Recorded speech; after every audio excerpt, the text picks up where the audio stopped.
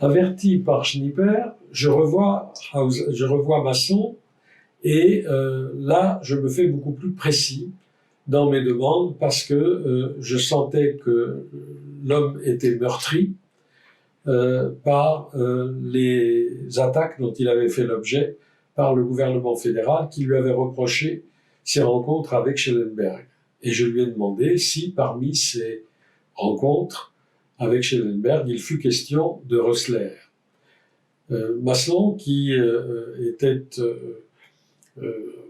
vulnérable, parce que malheureux, n'hésita pas à confier que, effectivement, le poids que représenterait aux yeux de Schellenberg le fait qu'un Allemand émigré pouvait trahir, pouvait donner des renseignements était capital et pouvait bien évidemment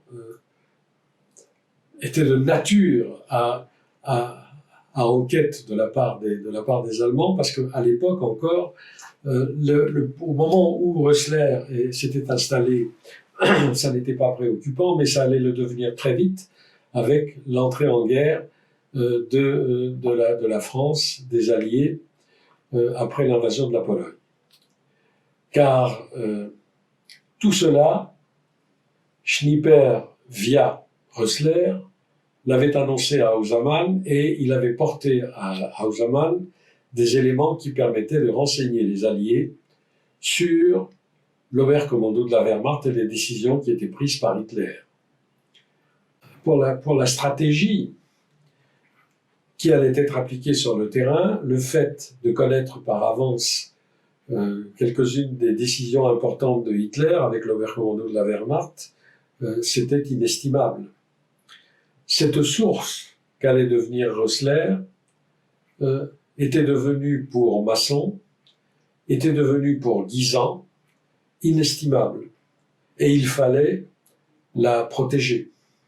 Il fallait la protéger des tentatives que les Allemands ne manqueraient pas de faire, c'est-à-dire essayer de découvrir, car ils s'étaient rendus compte très très vite qu'une part des renseignements qu'une part de leur plan était déjouée, ou en tous les cas menaçait de l'être.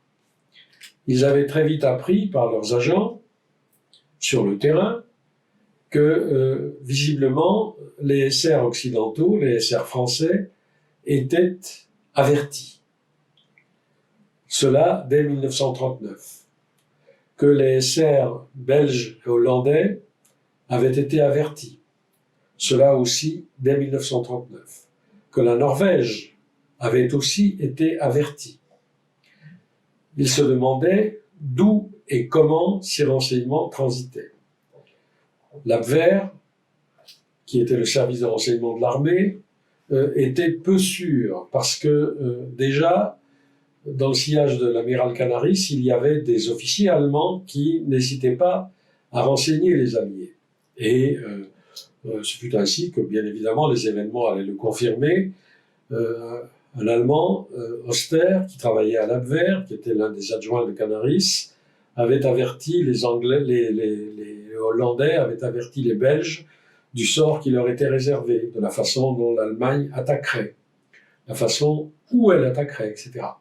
Tous ces renseignements recoupés, vérifiés, impliquaient aussi que la France serait attaquée à son tour et les renseignements de Rössler, que Rössler communiquait, Rössler ne pouvait les communiquer de par son statut qu'à Hausamann, via Schnipper, et puis ensuite à Masson, toujours via Schnipper.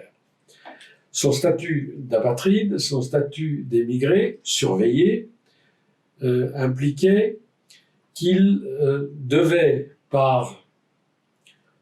ce n'est pas courtoisie, par nécessité, pour assurer sa propre sécurité, il ne pouvait le faire qu'avec l'accord des Suisses et ne pouvait donc servir que les Suisses. Les Alliés, comme beaucoup d'autres services par le monde, entretenait des agents en Suisse. La Suisse, pendant la guerre, fut un paradis pour l'espionnage parce que tous les pays étaient plus ou moins concernés et y entretenaient des antennes. Les Anglais avaient une antenne, les Américains en avaient une avec Dulles dès 1942, mais avant Dulles, au temps où Donovan était le patron de l'OSS, ils avaient déjà des agents là-bas et les Français avaient aussi leurs agents. Parmi ces agents, le SR français, le service de renseignement français, avait délégué, dès 1939, dès le début de la guerre, avait délégué l'un de ses capitaines qui était un membre du SR, du service de renseignement, qui était à Belfort et qui avait pour fonction déjà de surveiller l'Allemagne, en tous les cas les frontières proches de Belfort, et cet agent, le commandant Gaston Pourchot, fut nommé attaché militaire adjoint et il fut envoyé au consulat de Berne avec pour fonction de constituer un réseau de renseignement au service des Français. Il avait rapidement monté un service qui allait s'appeler Bruno et il allait compter rapidement quelques 250 agents, français pour la plupart, des immigrés, des Suisses qui travaillaient pour lui, etc., et qui le renseignaient sur la Suisse du temps de la guerre, mais en même temps sur les pénétrations allemandes en Suisse sous forme d'agents, les fluctuations politiques des gouvernants différents en Suisse, et en même temps le statut militaire de la Suisse. Le général Guisan envisageait à l'époque de constituer le réduit national qui allait devenir une épine assez sérieuse si l'Allemagne avait décidé d'envahir la Suisse, elle y serait certainement parvenue, mais ça lui aurait coûté très cher et le rôle de Pourchot était important.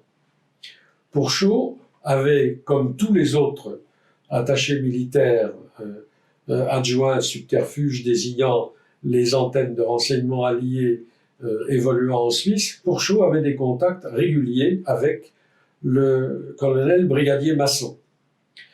C'est Pourchot, par exemple, qui, averti par les Alliés, avait fait évader le général Giraud pour faciliter son passage en France libre après l'occupation du nord de la France par les Allemands. Et Pourchot avait facilité l'évasion, puis le passage de Giraud, c'est dire le rôle important qu'il avait. Mais il ne pouvait agir qu'avec l'assentiment et l'appui de Masson, comme d'ailleurs tous les autres attachés militaires de son acabit, celui qui servait la Belgique, celui qui desservait la Hollande, celui qui desservait les Américains, bien évidemment, à partir de 1941. Et Pourchot était devenu un élément auquel Masson pouvait éventuellement recourir pour avertir quand des renseignements parmi tous ceux qu'il recueillait lui-même avec son service pouvaient éventuellement intéresser les Alliés. Et parmi ces sources que Masson utilisait, il y avait bien évidemment Rössler. Rössler n'était pas indépendant, contrairement à l'image que l'on peut comme ça imaginer. Ce n'était pas un homme qui évoluait à sa guise. Il était surveillé à la fois amicalement par Schnipper, qui était devenu son officier traitant, langage commun au service de renseignement, qui implique que c'était lui qui facilitait l'exploitation des renseignements de Rössler. Et Rössler devait donner régulièrement à Schnipper, via Schnipper à Masson, via Masson à Guisan, tous les renseignements qui pouvaient intéresser la Suisse sur son propre sort et sur le sort des Alliés.